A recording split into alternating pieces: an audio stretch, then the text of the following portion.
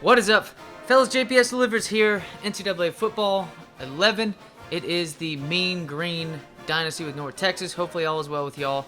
I guess for some reason that's just going to be on the cover. Kentucky almost beats number 6 Florida in that one. I don't think they jumped. You probably wouldn't. I mean, a 2-loss Kentucky team almost beat you in the swamp. You're probably not going to jump even more. You're probably going to stay at number 6. Heisman race right here.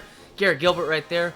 And the quarterback for Nebraska, I don't remember, but I think that's Broyles right there, number 85 for OU, is leading the Heisman race at the moment. Strongest conferences, we have officially made a jump over the MAC. So the MACtion really isn't no action in the MACtion so far. I mean, MAC is now considered the worst team, or worst conference in all of college football. I'd say a lot with the jump over MAC for strength of conference has to do with this team. I think it's 3-1 right now. Defense is like top 5 in the country.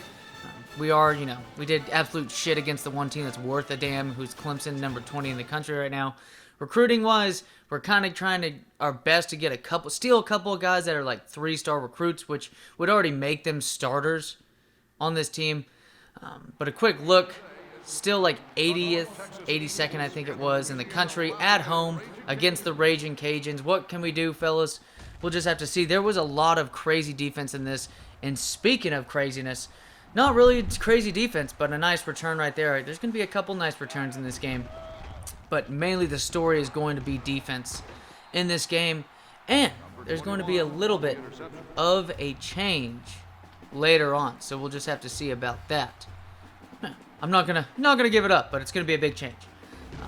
This weekend, though, we got ourselves, Josh Allen and the boys ended up handling Lamar Jackson to them a year after an MVP season by Lamar Jackson. Pretty underwhelming if you ask me this past season. I think a lot of it had to do with, finally teams are starting to recognize how to approach him. You're not going to necessarily completely stop the man. I don't think you could ever, prevent him from getting a touchdown in a game. Let's be honest. Just too talented. But however, at the same time, you can do pretty much what the Bills did and other teams have throughout the season. It's just when you're one-dimensional like that, and he's got a really good arm. He's just got to work on his accuracy. But I think the big thing for it too is that you saw with Josh Allen and how his inaccuracy. He's got a great arm. He's definitely fucking athletic. The dude, he's almost the size of Cam Newton too. Is that they started surrounding him with weapons. Cole Beasley is a trusty guy on the inside, and a guy you can stay, in small to intermediate passing game. And then you got Stefon Diggs, who can go completely across the entire field. Doesn't matter. That was one of the bigger additions. The GM did a great job. He is doing a great job with the Bills, and it's leading the Bills now to actually be in the AFC Championship game. And, let's be honest, it's way better to watch Josh Allen and the Bills after this season than it was if Lamar Jackson was facing Patrick Mahomes. This is, if this was last season, then I could see that, to where people are like, oh man, the Titans beat the Ravens. I would have, rather have watched Lamar go up against Patrick Mahomes because it was Lamar's MVP season. But it was an underwhelming season, just considering, because, hey, it's just a word of comparison. Underwhelming. The expectations were high. You just got the MVP. And speaking of high expectations, this right end, number 52, is going to have a well of a game, unlike that man's college class record right there, as he is no longer enrolled at the school anymore. But Dad's going to have to find out in a weird way. But the Bills, it's just Lamar and them, they're just not good enough when it comes to skill positions. Marquise Brown, it's kind of the case where you're seeing like a Brandon Cooks, just can't really rely on those guys to be number 1 wide receivers. And you're seeing it, it affects Mark Andrews as well. Just not much having with that team. They need to have another wide receiver who's a stud. Do we see a couple players progress on this team? Devin Duvernay out of Texas, who, more of a, really skillful, athletic type of guy that help in special teams. Could he, add to, a little bit of just the punch that this offense has to help Lamar in the small game, to lead to him being able to be a dual threat again and be a successful dual threat? We'll just have to see. But for the most part, even if that defense was really good, just a shame. They're just so limited on offense that once you finally have people know what you're up to, for the most part, doesn't really matter how good you are. So I'm, nice, and congrats to Josh Allen and the boys. Their defense looks really solid. I mean, really solid. You're going to have to play like amazing defense at this point in order to give yourself a chance. You can't, I mean, very few random times you'll see a terrible defense. I can't even say. Even the Broncos, when they got smashed by a even superior defense by the Seahawks, a lot of that had to do, with, it wasn't the Broncos' defense. A lot of it had to do with the defense. You can only defend for so long, and when the other team's defense is kicking your offense's ass, the field position you have to deal with sucks ass. And that's why the score was so huge in that Super Bowl, and the turnovers caused by the Seahawks defense. Bills, what can they do now? Lamar Jackson, this season, I mean, still a test, but not nearly what the test is going to be against Patrick Mahomes. Let's say you stop the running game, which I didn't see them really run the ball successfully whatsoever. The Ravens, which they needed to in order to have a chance in that game, and it was close, but for the most part, it's the Ravens' defense kept in that game. But now, their running offense is not amazing. The Chiefs, I feel like they wasted that first-round pick. It wasn't a Saquon Barkley. It wasn't a Zeke Elliott and, the very top 10 picks. Or, sorry, first-round picks at running back. Wasn't Josh Jacobs even. It seems like Clyde Edwards-Helaire having a really difficult time just getting used to the speed. I mean, he's a very, athletically gifted man. He's, dual-threat running back. He can catch quite well out of the backfield. He's shifty, but he's just not fast enough, it seems. I mean, a 4.6, kind of want to get dude to run like a 4.4, 4.5 at least.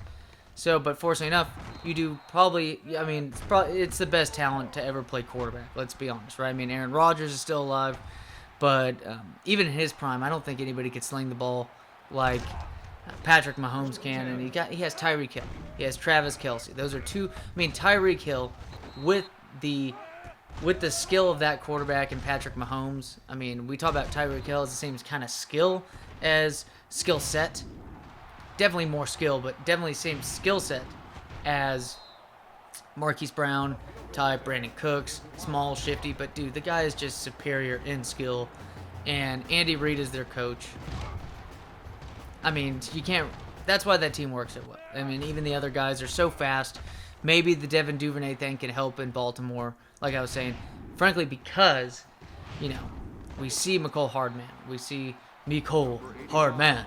Demarcus Robinson as well with that team. And even like Pringle comes in and opens himself a can and gets a couple touchdowns here and there. But just the offense just gels so well. I expect I say the Bills win. I say the Bills win. I'm not saying because, oh, yeah, I can't really see the Chiefs winning 2 years in a row. I just don't think their run offense is good enough. I don't think the Bills is good enough, but I don't think their run offense is good enough, the Chiefs, and I don't think their defense is good enough. Josh Allen's going to be a problem, just like Patrick Mahomes is obviously a problem, but I think the Chiefs' pass defense is not nearly what the Bills' pass defense is. At least the Bills do have a legit shutdown corner. There's a couple good corners on Kansas City, but even then, Kansas City has had their fits with the offenses. Their defense has just been on and off. We're just going to have to see how it pans out. But, it's not. And I'm also not saying that Zach Moss and Devin Singletary are superior, talents, and that their running game is better than the Chiefs. It's just, however, though, if you want to have a clear-cut winner in that game, I don't think the Chiefs are a clear-cut winner. I would, I don't even know what the line is, but I would definitely have to say. And also, too, we officially do have a quarterback change. This is going to be permanent. We put him in last game, and now we're starting to, 2 touchdowns on 2 drives in a row. Great field position. Like I was saying with the Broncos and Seahawks, our defense right there, shutting them out, getting beautiful field position. I'm pretty sure at this point in the game, our defense had them still with negative total yardage. It's going to be a beautiful run right here by halfback number 5. He's going to cut it outside after that. Another broken tackle. Whiffs on that tackle right there by the Ragin Cajun defensive lineman. It's going to be about a 52-yard run, I believe. What a run on the day, especially for a team that isn't really run-first approach on this offense. But I think Stefon Diggs is going to be a problem for this team. I could see Dawson Knox get, 2 to 4 key catches in this game. Cole Beasley could have 100 yards against this team. We're just going to have to see. I think it'll be like in the 20s. but like these two teams just have the potential. I mean, if Patrick Mahomes and them go off, then this game is most likely going to end up in the 30s. I mean, you're seeing two of the better talents at quarterback in the NFL. I mean, that's kind of the case right now, at least for sure, with 3 of the 4 remaining quarterbacks. With Aaron Rodgers, I mean, having an MVP season. And it's going to be exciting. I mean, not only get to have the young talents of Josh Allen and, of course, Patrick Mahomes, but you get to watch, 2 of the great quarterbacks of the last 15 years, Aaron Rodgers and Tom Brady, go at it. And, I mean, how can you not be excited for this weekend? I'm just looking forward to it. I think Josh Allen and them get the win, get to the Super Bowl. And who are they going to face at the NFC? So when you're looking at these two teams, the Buccaneers and the Packers, I think the Buccaneers, so what's interesting to me is that Buccaneers have had a really solid rush defense. I mean, they had, Levante David? Was it Griffin? Is it Griffin or, I can't think of it. Y'all let me know. But they have both Ndamukong Suh, and they have another interior defense. They have JPP, who even after blowing his hand off for the fucking fireworks shit, Jesus Christ, turned into lobster claws. But that run defense up front is it's solid, it's superb, and Ndamukong Suh has been one of the best interior linemen. This is one of the craziest plays. BJ Simmons has never even made a play like this. Every time it's just been to extend the play and just lead to just either getting sacked and having a miserable play or throwing it out. But I'm just saying is that, the NFC game, I think, it's weird. Because, I think that might be more interesting to how you want to approach how you think the game's going to go. Because it's 2 things. Tampa Bay's got a really good rush defense. I mean, exceptional rush defense. But however, though, lately we've kind of noticed how their pass defense has kind of given up. And I don't mean given up, but they've given up quite a bit of production to other teams' pass. And also, too, Aaron Rodgers is their strength. Davante Adams. I think Davante Adams is going to have a huge game for this one. And then also, too, the Packers, their weakness is their rush defense. And I think it's either going to be if Ronald Jones or Leonard Fournette can have a big game, and the Buccaneers should win that game, or if Davante Adams just has a career game, which I think he'll need, and he most likely will because of the matchup, I think the Packers end up winning. And this one, I think the Packers end up winning. I think the Packers are going to have a decent game plan. I don't think Ronald Jones or Leonard Fournette are skillful enough to just have huge games against them. So I do think it's going to be the Bills and the Packers in the Super Bowl. Y'all give me your thoughts in the comments. Call me a dumb fuck if you want to. I don't give a shit. We'll talk about it. Later, fellas.